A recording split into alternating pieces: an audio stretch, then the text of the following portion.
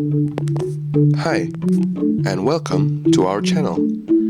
You are here with me, Aryadeva, and I will accompany you to the journey of the untold stories of Indonesia. In this first episode, I will bring you the legend of the Holy Stone from Papua.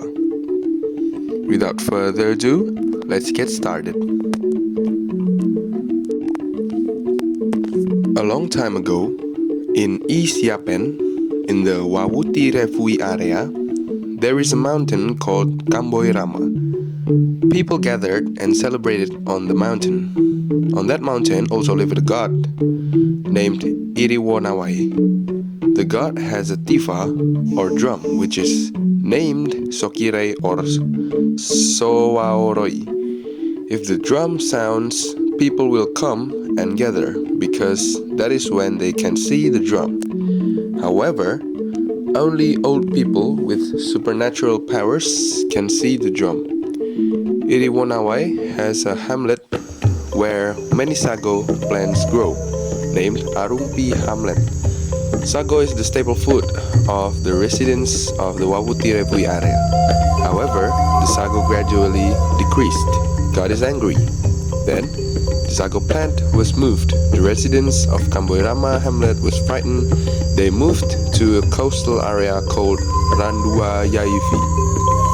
After that, in Kamboi Rama, there were only Iriwonawai and a husband and wife named Irimiami and Isorai.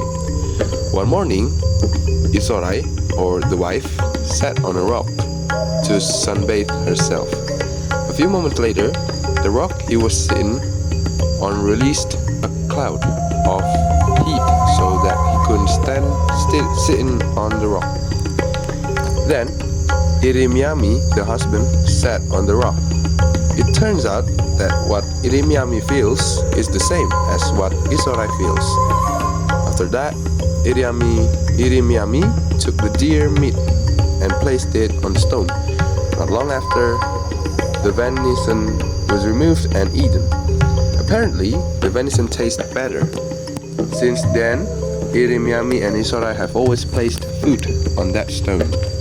One day, Irimiami and Isorai rubbed bamboo reeds on the stone. Not long after, the bamboo reed broke and the rubbing of the bamboo reed produced sparks.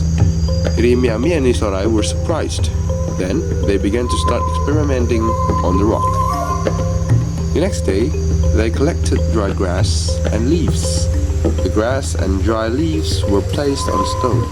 Not long after, the grass and leaves released clouds like they had never seen before. Irimiami and Isorai also named the stone Keremat. They began to worship the stone. During the day, when the sun shines, Irimiami and Isorai try to place grass, leaves and bamboo branches on the sacred stone. They are waiting to see what will happen. Apparently, a very hot red cloud came out. They were afraid and begged God Iriwonawai to extinguish the red cloud. Their wish was granted, and the red clouds faded. The next day, they gathered more grass, leaves, and wood. They placed these objects on the sacred stones. Thick smoke billowed from the top of Mount Kamboi Rama for 6 days. The drums sounded. People gathered to watch the Soworoi drums. Irimiami and Isorai were very scared. They never stopped begging for the thick cloud of smoke to disappear.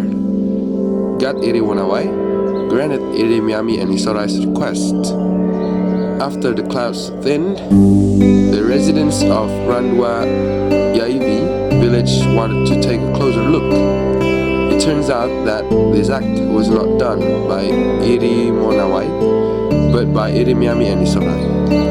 Irimiami and Isorai welcomed the arrival of the residents of Randua Yaivi village. They also told about the incident and the origin of the discovery of the sacred stone. The residents were stunned to hear the story, especially after they tasted food eaten on the sacred stone. Therefore, Irimiami and Isorai want a traditional party to be held. The next day,